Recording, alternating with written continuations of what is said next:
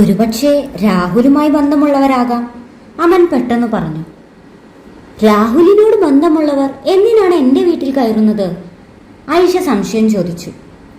May be നിങ്ങളെ തട്ടിക്കൊണ്ടുപോകാനാകാം. അമൻ ഒരു വലിയ കാര്യം കണ്ടെത്തിയതുപോലെ പറഞ്ഞു. എന്നെ തട്ടിക്കൊണ്ടു പോകാനാണെങ്കിൽ ഞാൻ ഉള്ളപ്പോഴല്ലേ വരേണ്ടത്? ആയിഷ ചോദിച്ചു. നിങ്ങളില്ല എന്നവർക്ക് അറിയില്ലല്ലോ. എങ്കിൽ പിന്നെ സാധനങ്ങളൊക്കെ എന്തിനാ വലിച്ചു വാരിയിട്ടിരിക്കുന്നത്? എന്നെ തിരഞ്ഞു കണ്ടുപിടിക്കാനാണോ? ആയിഷ അല്പം ദേഷ്യത്തോടെയാണ് അത് ചോദിച്ചത്.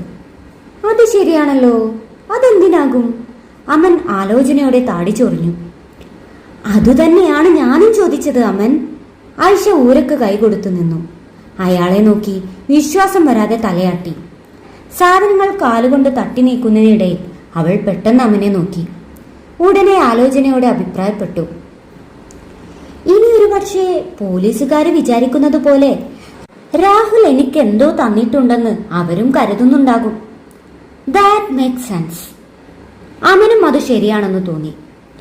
പക്ഷേ ഞാൻ ഈ വീട് മുഴുവൻ അരിച്ചു പെറുക്കിയിട്ടും അങ്ങനെയൊന്നും കാണാൻ കഴിഞ്ഞില്ലല്ലോ. ആയിഷ നിരാശയോടെ ചുണ്ടുകൾ കൂർപ്പിച്ചു.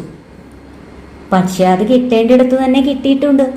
അമൻ ശബ്ദം താഴ്ത്തി ആത്മകഥം പറഞ്ഞു. പെൻഡ്രൈവിനെ കുറിച്ചായിരുന്നു അയാൾ അപ്പോൾ ചിന്തിച്ചത്. എന്താ പറഞ്ഞത്? ആയിഷയുടെ ചോദ്യം അയാളെ ഉണർത്തി. ഒന്നുമില്ല. എന്തെങ്കിലും നഷ്ടപ്പെട്ടിട്ടുണ്ടോ എന്ന് നോക്കിയോ? അയാൾ പെട്ടെന്ന് ചോദിച്ചു. ഇല്ല, ഒന്നും നഷ്ടപ്പെട്ടിട്ടില്ല എന്ന് തോന്നുന്നു. ഒരുപാട് നേരത്തെ തിരച്ചിലിനൊടുവിൽ ആശ്വാസത്തോടെ അവൾ പറഞ്ഞു. എങ്കിൽ നമുക്കിതൊക്കെ വൃത്തിയാക്കാം, അമ്മൻ അഭിപ്രായപ്പെട്ടു. ആദ്യം പോലീസിനെ വിളിക്കണം. ആയിഷ ബാഗിൽ നിന്ന് ഫോൺ തിരഞ്ഞെടുത്തു. അയാൾ അതിനോട് പൂർണ്ണമായും യോജിച്ചുകൊണ്ട് ചുമലുകൾ കുലുക്കി.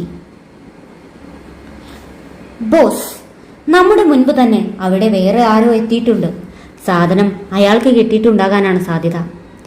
ഏറെ നേരത്തെ ഫോൺ സംഭാഷണത്തിനൊടുവിൽ റോണി മലിക് ഭായിയോട് പറഞ്ഞു. അത് പോലീസായിരിക്കാം. അത് കേട്ടുകൊണ്ട് നിന്ന പ്രവീൺ അഭിപ്രായപ്പെട്ടു. തീർച്ചയായിട്ടുമാണ്. മലിക് ഭായിക്ക് അക്കാര്യത്തിൽ സംശയമുണ്ടായിരുന്നില്ല. അയാൾ താടിയൊഴിഞ്ഞുകൊണ്ട് അവരുടെ നേരെ തിരിഞ്ഞു. കാരണം അതിനെക്കുറിച്ചറിയുന്നവർ രണ്ടുപേരേ ഉള്ളൂ. ഒന്ന് നമ്മളും മറ്റേത് പോലീസും, അയാൾ വ്യക്തമാക്കി. അവർ നമ്മുടെ ആളുകളെ കണ്ടുപിടിക്കാൻ സാധ്യതയില്ലേ? പ്രവീൺ സംശയം ചോദിച്ചു. അത് വെറും കൂലിപ്പടയാണെന്ന് അവർക്കറിയാം. അതുകൊണ്ട് പിന്നാലെ പോയി സമയം കളയില്ല. പക്ഷേ